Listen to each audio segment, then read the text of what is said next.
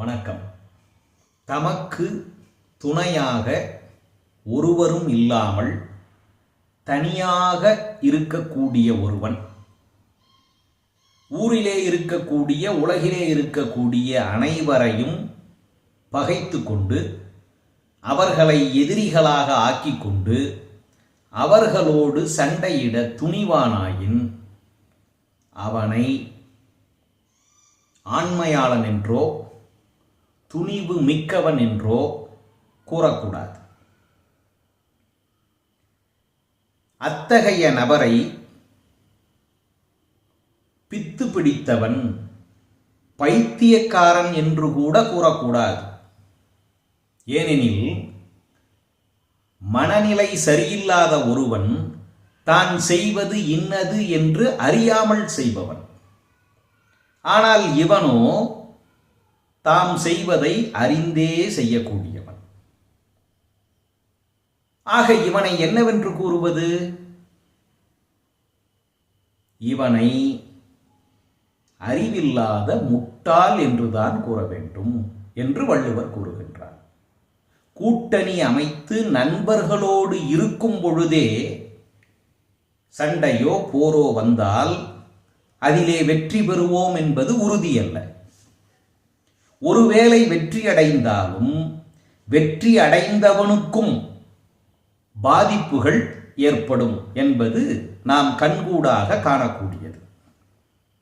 அப்படி இருக்கக்கூடிய சூழலில் தனியாக இருக்கக்கூடிய ஒருவன் ஊரையெல்லாம் பகைத்து கொண்டால் ஊரோடு பகைக்கின் வேரோடு கெடும் என்ற பழமொழிக்கு ஏற்ப எளிதாக அழிந்து போவான்.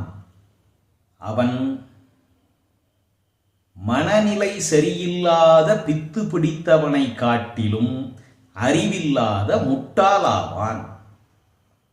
பகைத்திறம் தெரிதல் என்ற அதிகாரத்தில் வள்ளுவர் கூறுகின்றார், ஏமுற்றவரினும் ஏழை தமியனாய் பல்லார் பகை கொள்பவன்.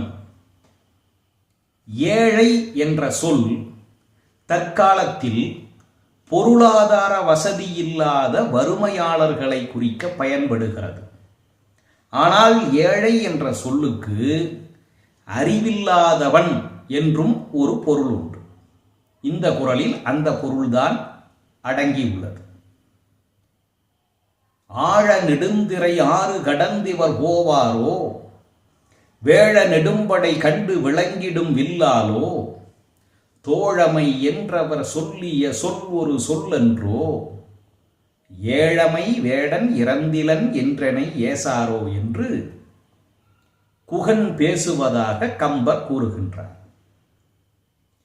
கங்கை இரு கரையுடையான், கணக்கில்லாத நாவாய்க்கு உரிமையாளனான குகன் தன்னை ஏழை என்று அழைப்பது வறுமையின் தன்மையால் அன்று, அறிவில்லாத தன்மை என்பதை உணர்த்துவதற்காக. நன்றி, வணக்கம்.